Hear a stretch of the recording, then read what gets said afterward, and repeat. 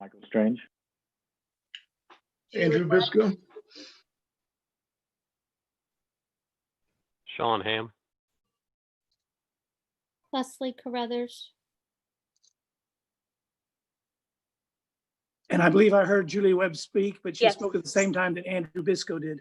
We have a quorum present and we will proceed at this time. And I believe John Hunt is probably on the phone, but not able to communicate back with us. On March 16, 2020, Governor Greg Abbott granted a request by Attorney General Ken Paxton to temporarily suspend a limited number of open meetings laws to the extent necessary to allow telephonic or video conference meetings in response to the coronavirus COVID-19. In accordance with those suspended rules, we certify that the notice of this meeting was posted online for at least 72 hours prior to this emergency meeting. Number one, although members of the board are not gathered in a central physical location, we do have a quorum in attendance at this meeting by video conference or telephone call. Number two, we are meeting by use of Zoom video conferencing, which allows for two-way communication between the board. Number three, as we would in any person meeting, members of the public who have followed the instructions on the meeting notice for registering to speak during the public comment portion will have their comments read in the comments portion of the posted agenda. Number four, all other meeting procedures will adhere to the board adopted procedures to the extent practicable. Number five, an audio recording of this meeting is being made and will be available to the public at a later date. And we apologize in advance for any unforeseen difficulties and ask for your patience as we navigate unprecedented conditions. So the first item after roll call, let the record reflect that we do have a quorum present. We have a number three, public comments on agenda items. Has anyone called in with public comment? There have been no comments submitted. So no comments being requested by the public. We'll move to item number four under business items requiring board action. A, discuss and approve revisions to policy DEA local compensation and benefits. Mr. G. Okay, the purpose of this is if we want to receive FEMA funding for this disaster, then we have to have this in our board policy. We do not have this policy in our policy. So basically you're just adopting it so that we can basically get reimbursement from FEMA if we so choose to do so. Is there any board member who has any questions or wants to discuss any issue? Can you raise your hand and I'll recognize you? Andrew, I do not see you. Do you have any issues? No, I don't. And in case, John, do you happen to be on the line? All right, I have one issue, and that relates to the language in both the, I guess it's actually the DEA local. I know that came from the attorneys. In the portion of it, in the second line where it says, in accordance with such authorization, non-exempt employees who are required to work during an emergency. If I recall our prior resolution, we were speaking of a very specified set of employees. And I would wonder if we want to add something like certain non-exempt employees, thereby designating those who have to come in or go into an environment which is of concern versus a non-exempt employee who is working at home. And I'm just raising that question to the other board members. And I'll open it up. Does anyone have any questions or concerns about that now that I've raised it?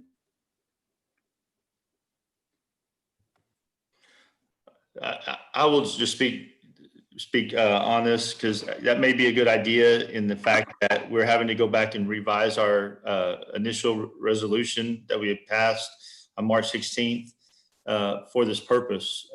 So putting that into this language into this one would be beneficial as well, I would assume. So does everyone understand my suggestion, although I don't think it's proper that I make the motion? So No. is there anyone out there who can perhaps make a motion to include the word certain between the words authorization and non-exempt employees with regard to DEA local?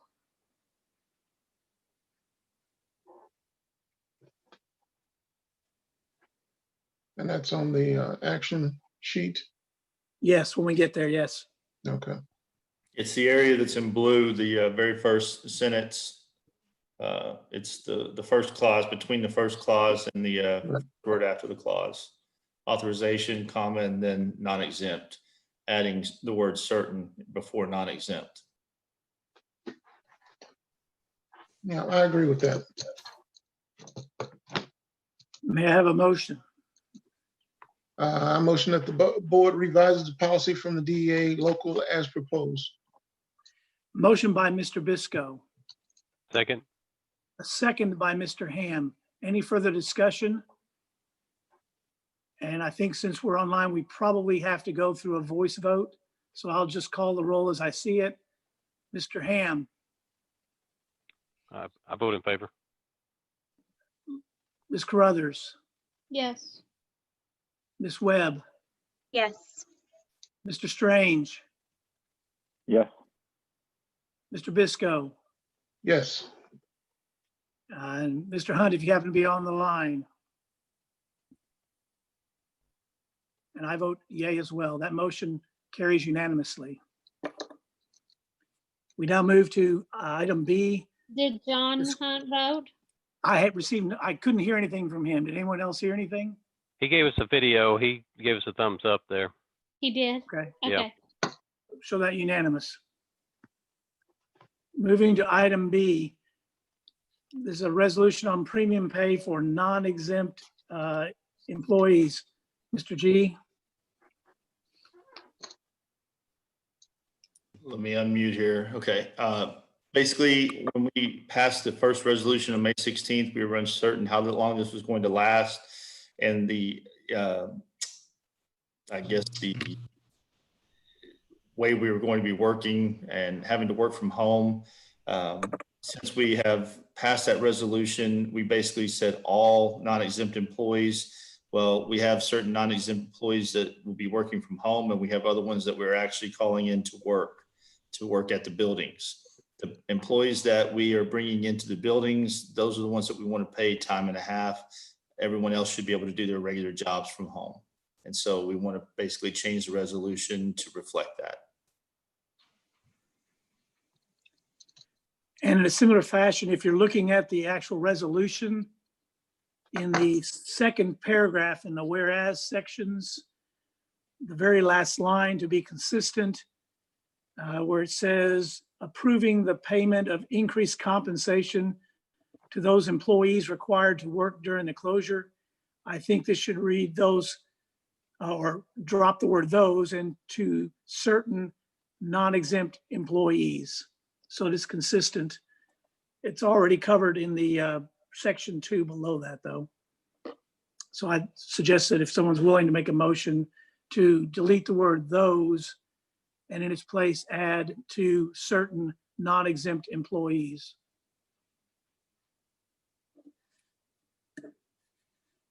It needs to be a separate motion to change the resolution. Is that what you're saying? I think you can make the motion to approve it with that change, and if it's seconded, that would work, I think. Okay. I make a motion to approve the resolution on premium pay as presented and as amended. And so for clarity, Leslie, that means in the second paragraph, the last line, the word those will be dropped, or that word will be dropped, and the words certain non-exempt will be inserted in its place. Got And it. with that, got it? And with that clarity, is there anyone who'll second that motion? I'll second it. I had a question still. Okay, we'll sorry. come back. There's a motion by Ham and a second by Mr. Bisco. Mr. Strange. So the previous one on April 7th or 6th, whenever we had that board meeting, 7th, was for non-exempt employees, time and a half. We were paying them that because they were essentially doing more work than the same employees that were at home. So what are we saying here? What's this one? Great. Let me clarify. So we had maintenance cafeteria workers that were being brought into the buildings to work, but we have other non-exempt employees such as paraprofessionals, secretaries that are working at home, not being brought to the buildings, and basically distinguishing between those two is what we're trying to do. Because the first one we passed did not distinguish, and now we're just trying to distinguish between the two. So time and a half for those that come into the building as Yes. opposed to those working on. Okay, gotcha. Thank you. Is there any further discussion needed on this item? I don't see anyone indicating yes, so then I'll go through the roll call again. Mr. Ham, Yes. Ms. Carruthers, Yes. Ms. Webb, Yes. Mr. Bisco, Yes. Mr. Strange, Yes. Mr. Hunt, I can't see. Does anyone see his indication? He said yes. Yeah. That's a yes. And Mr. Clark votes yes. That motion passes unanimously.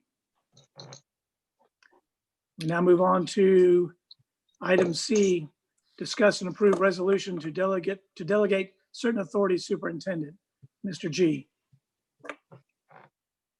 Okay, I believe at our very first meeting when we were looking at the roofs and all this was taking place, Mrs. Webb brought up the prospect of giving authority to the superintendent in this time.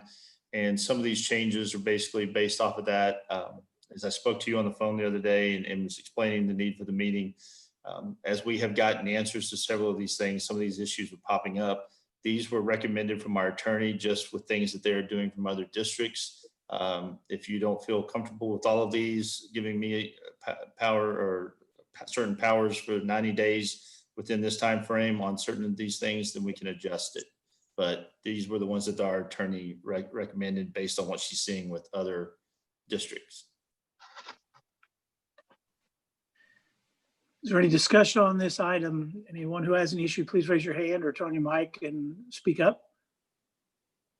Now, I don't see any in the first one or in any of them that says the time limit on those. And, oh, there it is, 90 days is okay. Maximum duration, 90 days. I just wanted to make sure that there was is a time limit, and at least we've discussed it.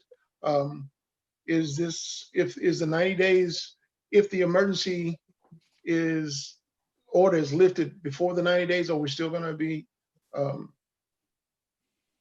use it as the 90-day period as a stopping point? My recommendation would be that it would be up to 90 days. And then at that point, if you needed to extend it, we could extend it. But if it's a shorter period of time, that it would be dictated by the circumstances of when we come out of this. Okay.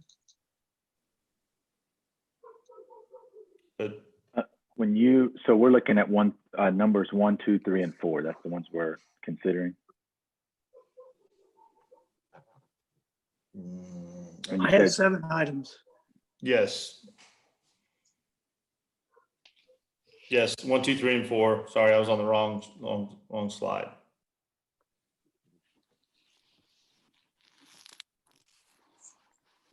So I'll give you an example. The very first one, we have an April break coming up. Whether we maintain that April break or we do something differently, considering the situation that we're in, and April break is no longer what it was before, and how we could possibly alter the calendar to sit there and accommodate our flex time and still get our minutes in for the time that we need to get in and meet the waiver requirements. So to be clear, what we're saying is there would be no technical April break, but we're anticipating a year ending sometime pursuant to the normal calendar.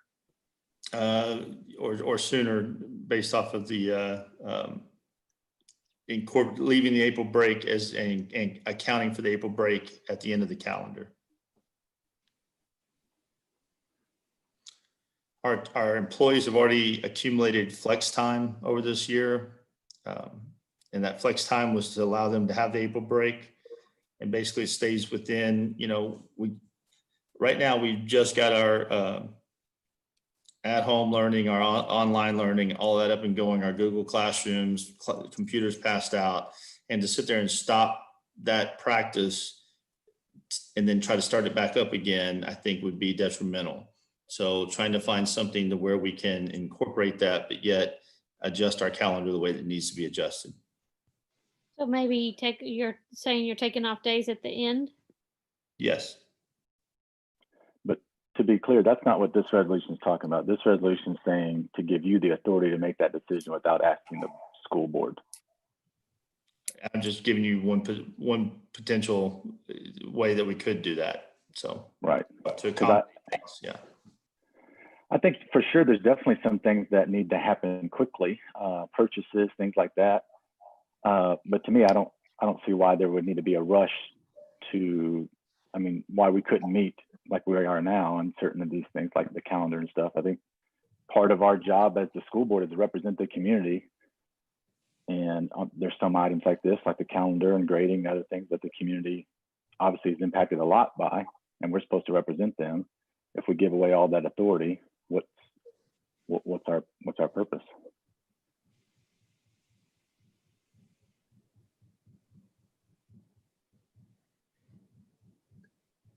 And we are still scheduled for a regular meeting in April and May, correct? Yes, April 26th in May, but this spring break will take place before that time. Okay. Well, perhaps, Michael, are you wanting the board to sound in on the issue of the spring break? Well, I mean, in this case, it's asking about giving the authority to change the school calendar. I mean, I'm not saying that we absolve the entire resolution, but I don't know if I mean, is this an all or nothing? Do we have to do all four?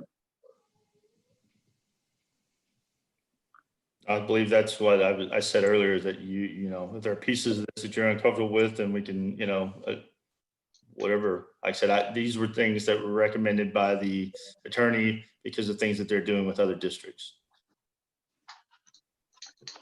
Can we go ahead and discuss it one by one instead of as a group then?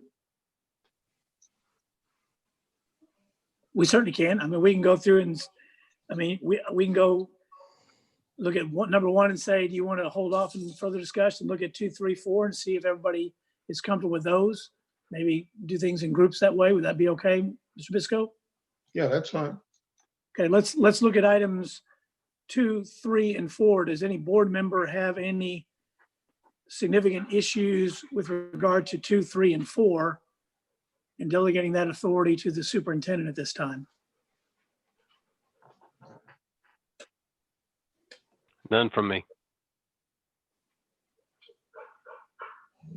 No, I'm fine with 2, 3, and 4. I think those definitely deal with case by case basis, or seeking outside agencies like TEA and stuff, which obviously require time.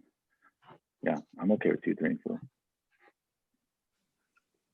I open it up. Anyone else? Leslie showing thumbs up with 2, 3, and 4. Julie?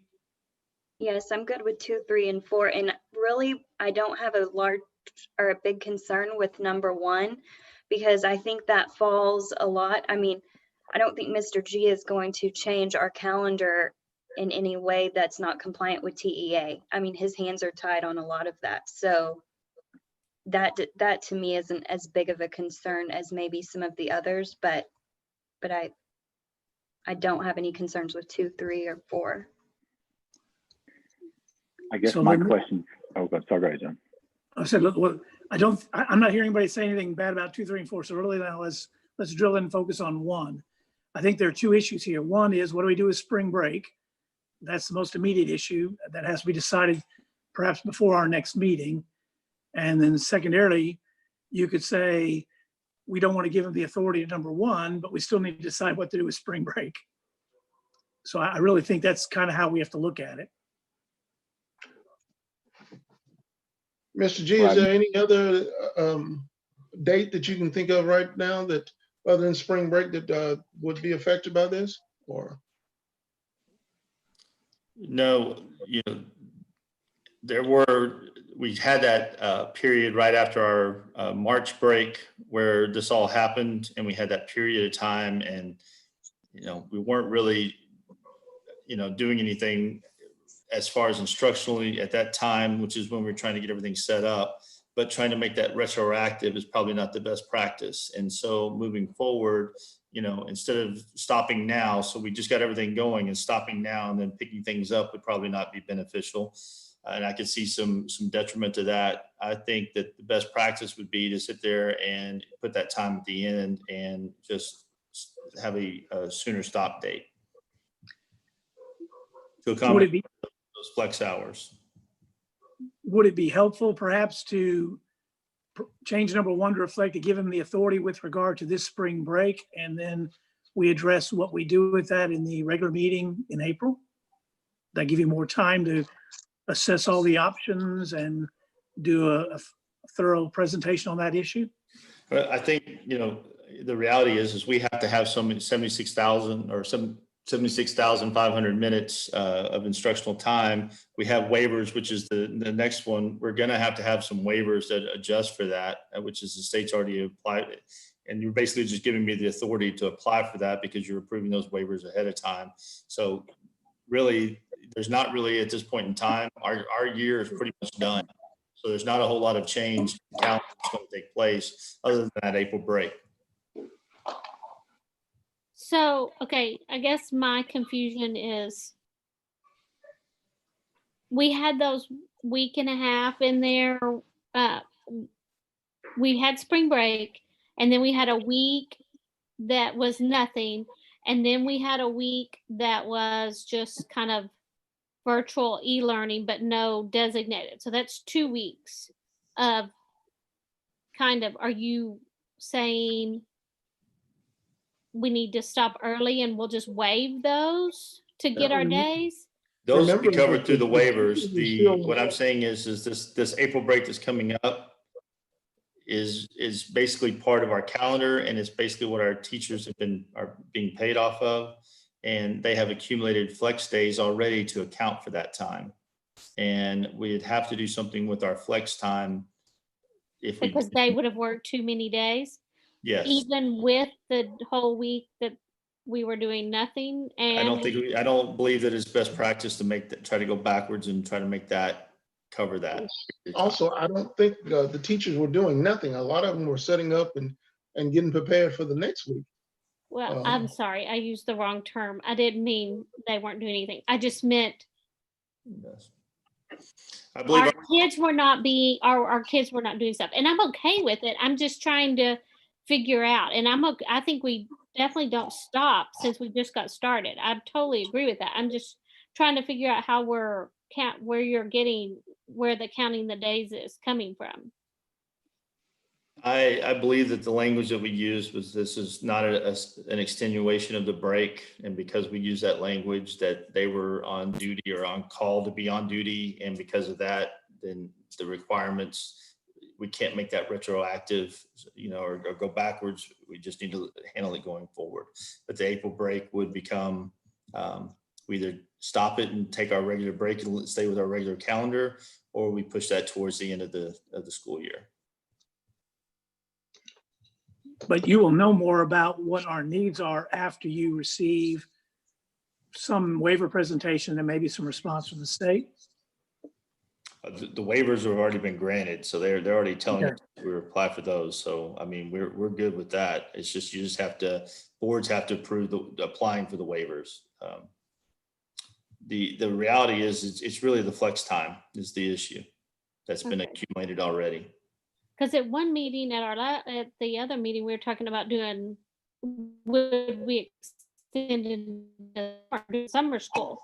And now we're talking about taking days away. So I'm just trying to figure out our set number of days.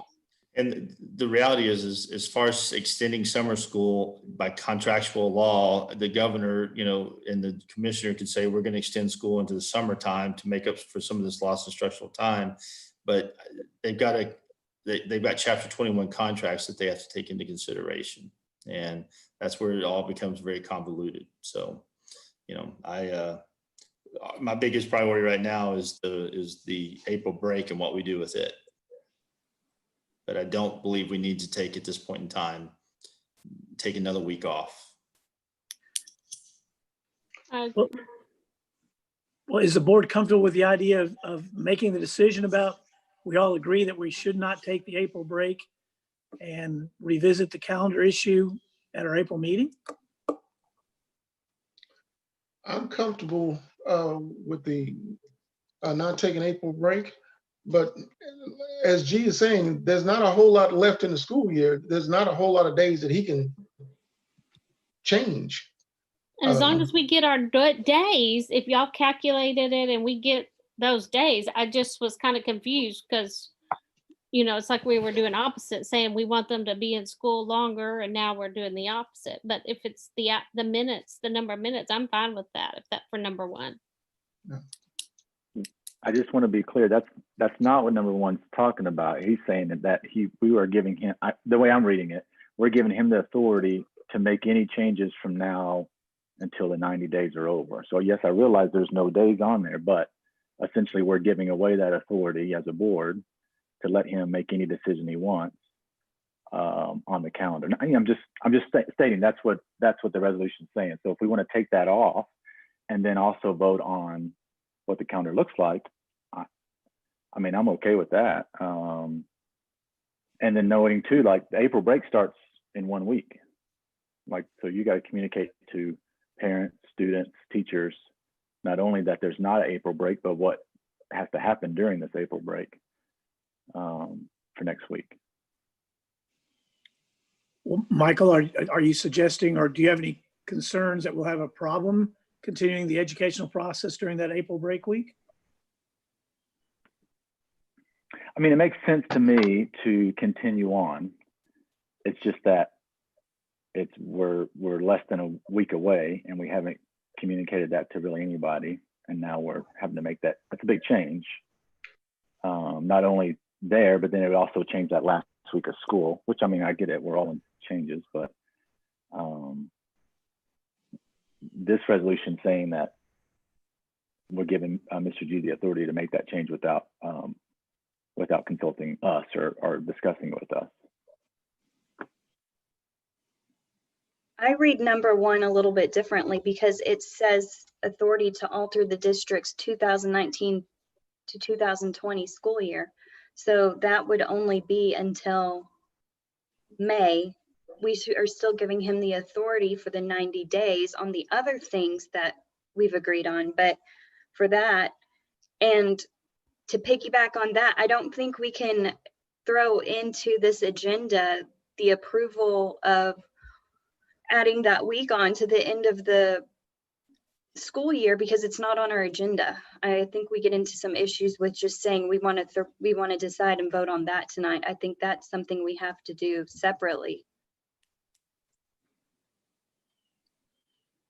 So are you guys wanting to specifically only concentrate on the one date, which is spring break, the second spring break, or you don't want to give him the authority to make changes for the remainder of the school year?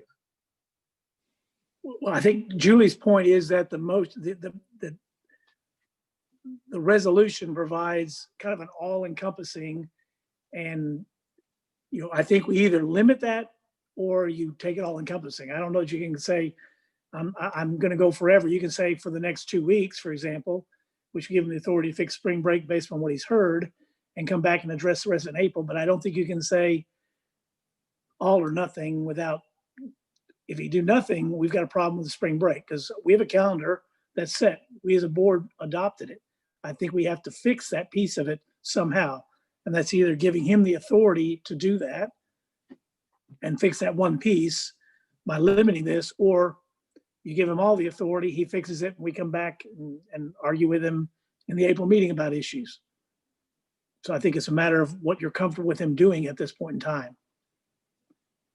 That's a good point to me. Can we just alter it to say until the next April meeting?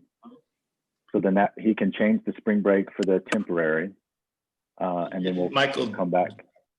Do you mind me asking what the issue with the calendar is? Because there's not really a whole lot that we can do with the calendar. Like I said, it only goes through through May. So what is your main issue with adjusting? No. I really thought that would be the least of the ones that would be contested, honestly. Well, I mean, I've got no issue with the calendar, and I realize there's not much to change, but and I get that this is a recommendation from TASB, but TASB is also talking to districts that are little bitty, like with 100 kids. So they have to kind of put everything in perspective. If something comes up later on this year, we can always meet, but that's not what this number one saying. Number one saying is giving you the authority from now until 90 days to make any changes to the calendar. I guess I just don't understand. It says as necessitated by the emergency closure. I guess the only necessary change is just for this next week for spring break.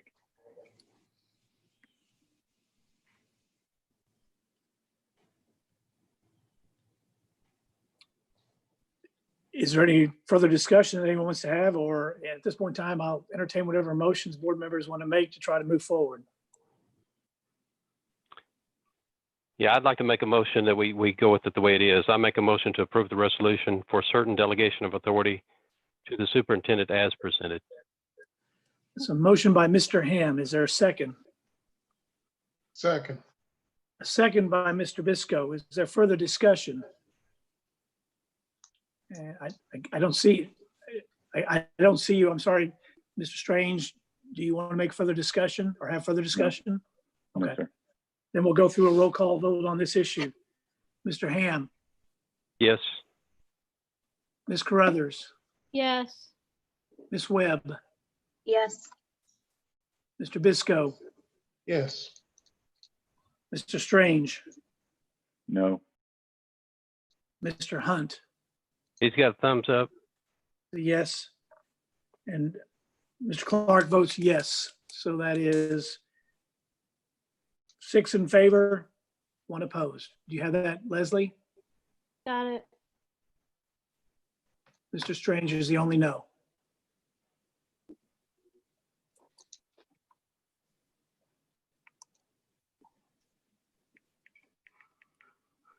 We good, Leslie? Yes. All right.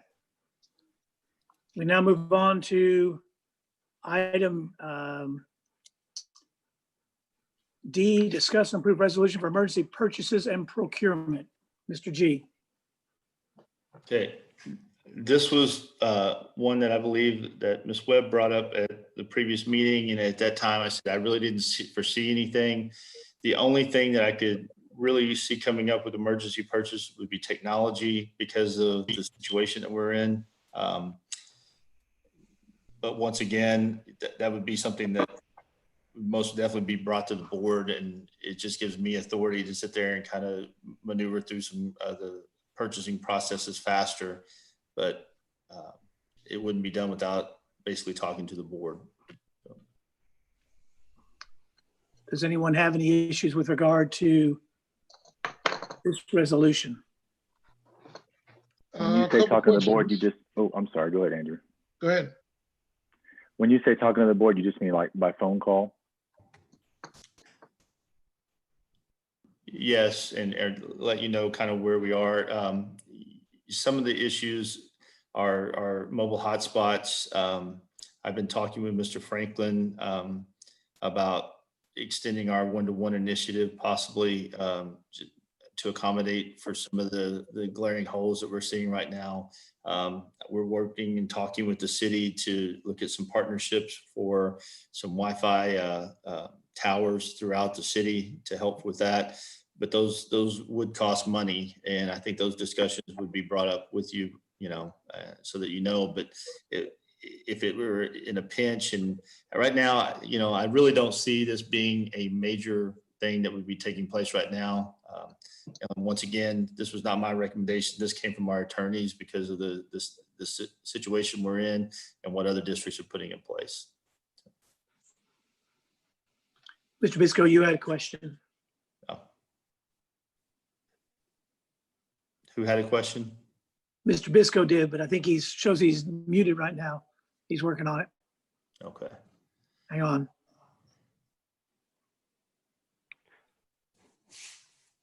Julie, did you see this as being, to do this resolution rather than to have an emergency meeting if we needed to have an emergency meeting on something like this? Is that what your thought was?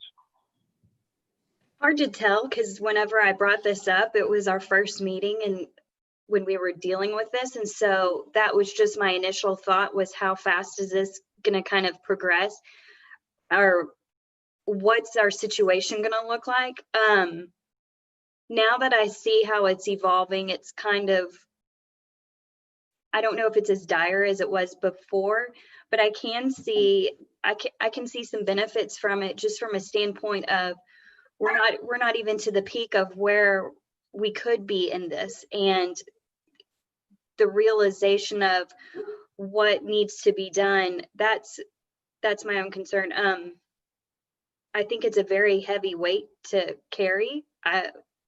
And I would trust that the superintendent would make the right calls on that. But I don't know at this time. I mean, I think it's a good conversation to have, and that's kind of where I'm at right now. I don't think it's something to take lightly, but at the same time, I can see the benefit for it. Mr. Bisco, I think you're up now. Okay, just looking through it again. There's no time limit on the resolution for him to be authorized to do this. Also, there's, I know he's authorized up to $50,000, and you don't have a top limit on that, so he could actually approve up to whatever we have in the bank. I just don't see the need for this one. If there is something that needs to purchase that's over the $50,000 limit that he already has, I think that would be something that should be discussed amongst the board. And the third thing is, if nothing else, if he did have the authority to do this, I'd like him to at least run that information either by some member of the school board, or either president or vice president, if he was going to make a purchase over that. I don't see the need for this resolution, to be honest with you. But with today's, as you say, that a month ago we didn't see a lot of needs that we're having right now. But I don't see this, as long as we're able to still do a quorum and do video or phone conferences. I don't see the need for this. Mr. Strange. Thank you. I agree. One, the date's not on there, and then two, there's not a cap. So, and as I was talking about on the previous one, I mean, we can, if it's something that's a dire need, 3 days is our limit, right? So that's the smallest amount of time we can get together. I don't know if we'll be making any purchases within less than 3 days, if we can just meet with a special meeting. So. And I would say that this is the one when I didn't feel a need for this one at the beginning. This was, like I said, a recommendation of the attorneys, and Mr. Adams thought that it would be okay to leave it in there because just as a fail safe, but I do not see a specific need for it. So. And my question was on the technology side, and do we know how many of our students are without technology right now? And that might give us some idea of that upper number. If we're talking about supplying either Chromebooks or something to those who don't have it, do we know kind of what that number looks like? Mr. Franklin would have a better number on that. We discussed it at our meeting today, but we didn't have numbers at that time. I don't know. Mr. Franklin, do you have any idea on the numbers? Yeah, we've distributed, let me pull up my sheet here. We've got somewhere between 1,600 and 1,700 Chromebooks that have been distributed. And that's going to be, that's going to be a little more than half of our population. But then, the way we took our surveys, each campus has an individual sheet where the teachers or whoever was making the calls was marking where they were. So it's not like I don't have and some of the notes are different. Some of the fields where the input was in there is a little bit different. So it's not a very good controlled data set. It's not to say I can't go in, and we're working on getting very accurate numbers for it. I just have, it's a little bit tricky. It's a little time consuming because of the inconsistency across. But and I know too that based on the initial survey results, there's roughly in the neighborhood of 200-ish that'll be on the top side of homes who do not have internet access or reporting that. So we've got a few things to think about on it. John made the recommendation in the chat to table the item until a later meeting or emergency meeting if needed. I Is don't that a think- motion? Yeah, no motion has been made, so we just don't have to act on it. We can move on, right? We can either Be my deny the motion. recommendation. Do you want to just table or deny it? That's the question. There's no motion. No, there's no motion made again, but normally the process would be I'll entertain a motion and see if one is made. If there's not one made, then that item doesn't come up for a vote, obviously. So I'll open the question now. Is there a motion with regard to the resolution for emergency purchases and procurement? The chair hears no motion. I can't see Mr. Hunt. Does anyone notice or hear from him if he's making any? No, he's not making a motion. Okay. Then hearing no motion with regard to item D, we'll move on to item E. And that is discuss and approve resolution on grading and GPA. Mr. G. And at this time, our task force is still in working to garner information. We've sent out a survey. I have Dr. Vu and Dr. Devlin, who's heading up that task force on with us. They could give you more information. But at this point in time, I don't believe that they're ready to make a recommendation to me to make a decision on it. And we could probably just come back to it and table it. Does any board member need further On the discussion? process, Dr. Vu and Dr. Devlin will be able to give that to you in more detail. Board members, open the question. Is anyone more information from Dr. Vu or Dr. Devlin? Just to be clear, you're saying we could just table this until they have more information. When would that be? Are you thinking that would be an emergency meeting or wait till the April meeting that's scheduled? Mr. G, is there any time constraint? A lot of districts are passing them already. It could wait till our April board meeting, but there may be people who wanted, parents and families that want to know what our procedures are before that time. Dr. Devlin, Dr. Vu, how long do you think it's going to take to wrap up the task force? Well, we already have a solid draft of where we're going. I can show you here if I can share my screen, what we have. Oh, the host disabled screen sharing. Is it possible that I could share my screen? Brian? Working on it. One moment. Okay. It's going to be one of those settings that they've automatically locked down because of all of the. Sure. I promise I won't hijack anything and share anything inappropriate. But while you're trying to get your screen up, John, will you read the resolution as it's stated? Because it's not pulling up for me. All I have is a motion to approve the resolution on grading and matters. I don't have a special resolution otherwise. It says information be provided at the time of the meeting. Yes. I think we should just table this to the next meeting. Yeah. I agree. You don't have enough information to vote on it. Yeah. Well, I think the thing was just going to give me the authority to make a decision based off the committee. And like I said, we don't have the committee information yet. And honestly, this is one that I think the board would need to take action on. So. If I can share my screen, if that's an option, I do want to show you. So we put together the task force. We have representatives from all of the campuses. We have teacher representing, we have a special ed teacher who's on the committee. We have pre-AP, and then we have Ms. Newcomer, who's a junior high teacher. We have Ms. Newcomer, who's representing CT and AP. So we're trying to get, multiple perspectives. And then we have a survey that went out this weekend to parents and teachers as well, just to make sure that we're getting it. And so what we realized when we got that information is that we knew that there was going to be, layers, I guess, in terms of where people were. But what we found, and I have to credit Mr. Creasy at the high school for putting this together for us, but he's created these pivot tables. So we have teachers, we have parents, and we'll have students. So these are all the questions that are on the survey.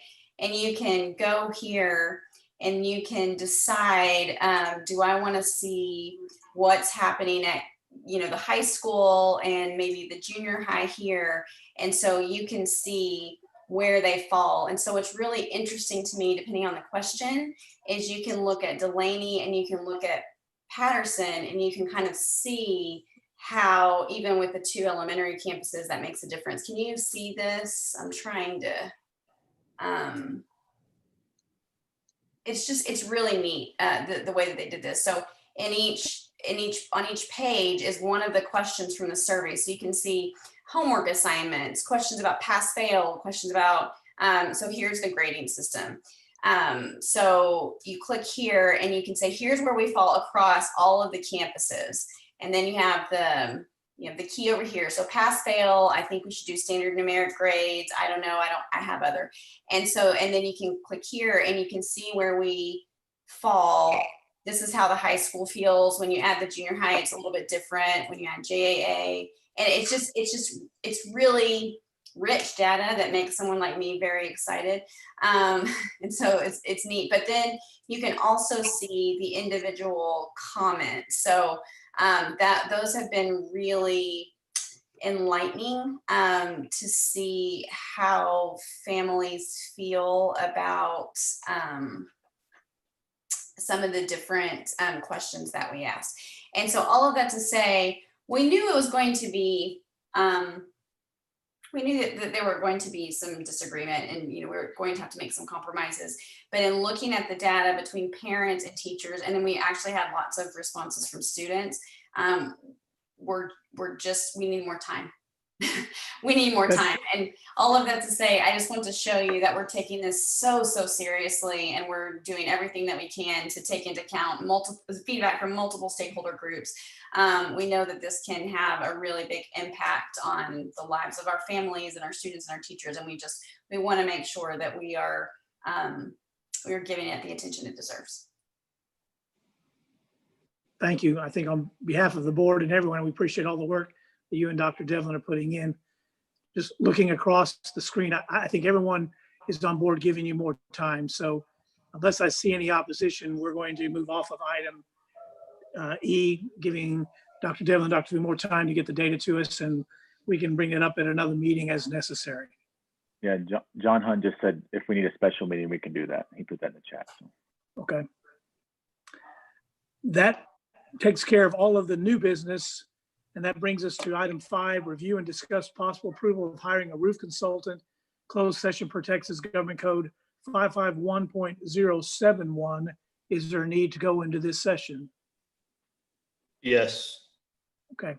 So having said that, for purposes of time, I have it 7:13, and we will now end the regular session and move into executive session.